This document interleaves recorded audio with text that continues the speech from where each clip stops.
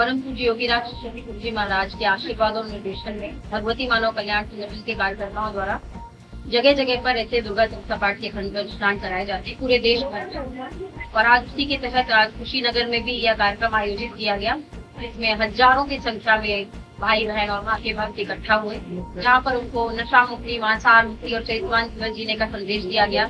जाति भय छुआछूत से दूर रहने का उन्हें संदेश दिया गया। और भगवती मानव कल्याण संगठन का मूल उद्देश्य है समाज को नशा मुक्त, मांसाहार मुक्त और जाति भी छुआछूत से हटाना। अब तक देश और विदेश मिला कितने लोग जुड़े होंगे?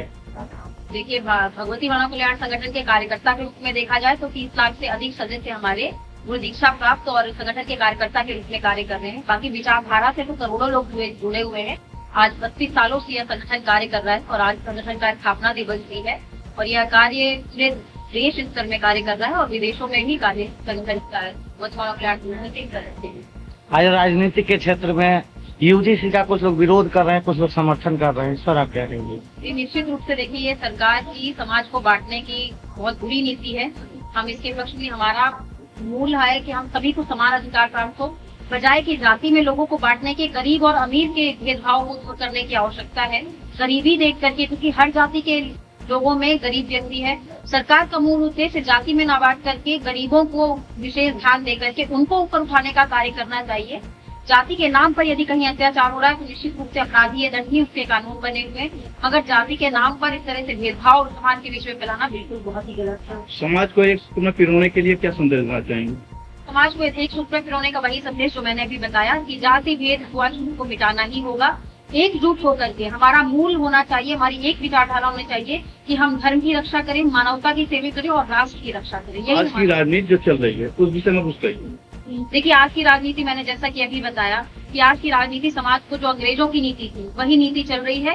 कूट डालो और राज करो, बांटो आपस में, जाति के नाम पर, छुआछूत के नाम पर, समाज के नाम पर, वही नीति आज की सरकार भी कर रही है। और समाज का सबसे बड़ा जो दोष है नशा, जिसकी वजह से आप देखिए चाहे जितने भी अपराध हो, आज समाज में जितने भी अपराध हो, आप थाने में जाइए, हम लोग तो संगठन के रूप में रिसर्च करते ही रहते हैं, आप लोग भी जाइए, पता कीजिए कि जितने भी अपराध हो उसमें से 75% अपराधी वो होते हैं जो नशा करके अपराध कर रहे होते हैं। यदि वह नशे में ना होते तो उन्होंने वो अपराध ना किया होता। निश्चित रूप से वो नशा है। और सरकार द्वारा जब शराब के ठेके खोले जाते हैं तो हमें सबसे ज्यादा वेदना होती है कि जो राजा प्रजा के लिए होते हैं, कभी भी जहर नहीं पिलाना चाहिए राजा को अपनी प्रजा। और सरकारी ठेके के रूप में जगह जगह शराब के ठेके हुए हैं और युवा हमारा उसी दिशा में भटकता जा रहा है। आज दुनिया विश्व युद्ध की ओर बढ़ रही है, तीसरे विश्व युद्ध को, इस पर क्या कहेंगे? देखिए, बहुत ही दुर्भाग्यपूर्ण है। किन्हीं भी देशों में जब युद्ध होता है तो क्षति आम जन मानस की होती है। युद्ध के पक्ष में तो हम कभी भी नहीं है, मगर निश्चित रूप से परम पूज्य आज गुरुदेव जी द्वारा की हम आपको रिकॉर्डिंग उपलब्ध कराएंगे। आज से 25 वर्षों पहले परम पूज्य गुरुदेव जी द्वारा भविष्यवाणी की गई थी कि इस्लामिक देशों को मानने वाले लोगों के बीच में और यह युद्ध होना निश्चित तय ही है और वह वैसा हो रहा है। बहुत ही दुर्भाग्यपूर्ण है। इसमें सभी, हमारा तो यही संदेश है सभी देशों के लिए भी कि आपस में बैठ करके रास्ते निकालें, युद्ध से किसी का कभी भला नहीं है।